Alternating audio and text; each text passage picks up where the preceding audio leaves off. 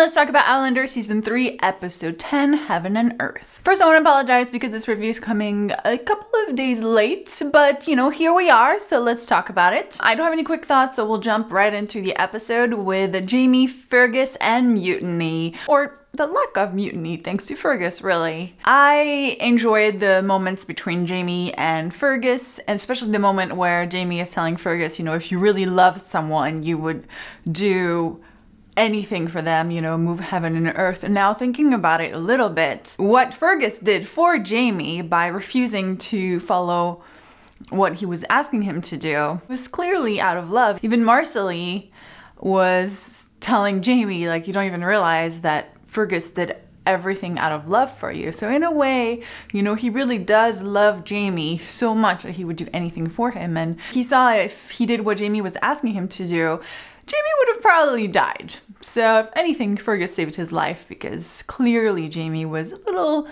irrational, to say the least. So I like that. Those moments were nice. Now let's talk about Claire healing the typhoid on the British ship. I always find it interesting that a lot of the things that Claire knows, especially more now, and that she takes for granted, and it's like, obviously this is what you need to do. At the time, they're like, what are we doing? And she's like, no, like just clean, you know, you need to dip your hands in it, don't touch anything, it's gonna spread. And everybody's kind of questioning. I mean, I guess they're kind of not really questioning her because obviously the captain is trusting her fully because, you know, nothing else has worked so far. So he's like, all right, she must know something.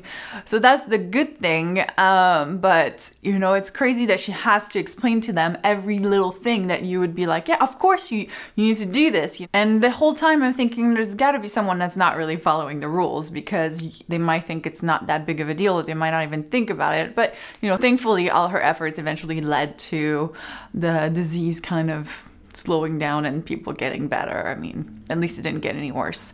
I really enjoyed her friendship with Mr. Pound. I was really sad when he died. I was like, really? Why would you kill him? He was just there and you made us love him and then you take him away. And part of me was hoping this whole time that they would kind of build this friendship and, you know, maybe they would kind of meet again later on, or I don't know, he would kind of join her somewhere. I don't know.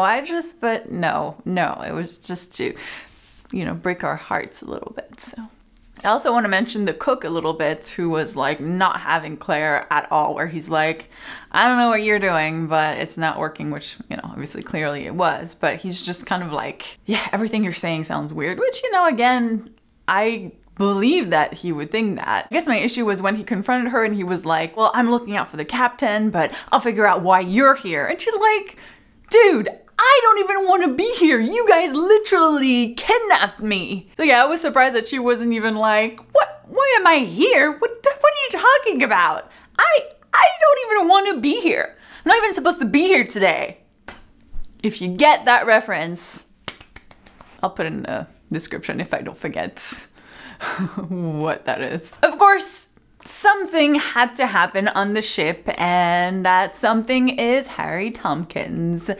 So Harry Tompkins is the guy that Ian caught going through Jaime's stuff at the print shop and who burnt up all of that, right? And because of him, the captain now knows that Alexander Malcolm is Jaime Fraser, so he's once again hunted for, like, treason and murder because, of course, the guy that, you know, Claire killed, they found him in the barrel of crème de menthe. It's back to Jaime being hunted, you know, of course.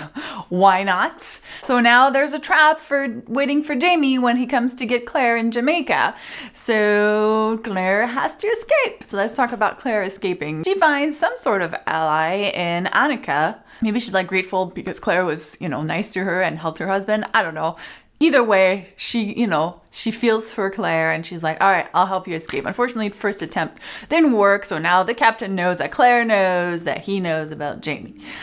But now things get interesting. Annika is like, okay, well, here's land. How about you jump over, you get this rafting, and then the water will push you towards the land. Claire is like, really? I don't know. Okay, fine.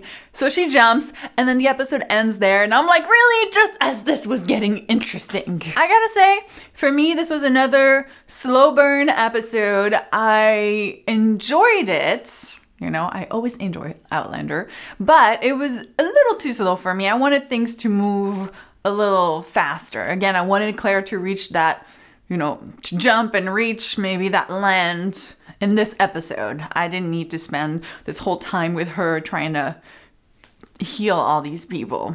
But other than that, you know, it had some good moments. Of course, I would love to hear what you thought of this episode. Did you feel it was a little slow like I did? Let me know in the comments. And if you want to talk more about Outlander or any other TV shows, you can always follow me on Twitter at Sandrine. My review for next week's episode will be on time. So there's that. Thank you guys so much for watching, and I'll see you soon. Bye.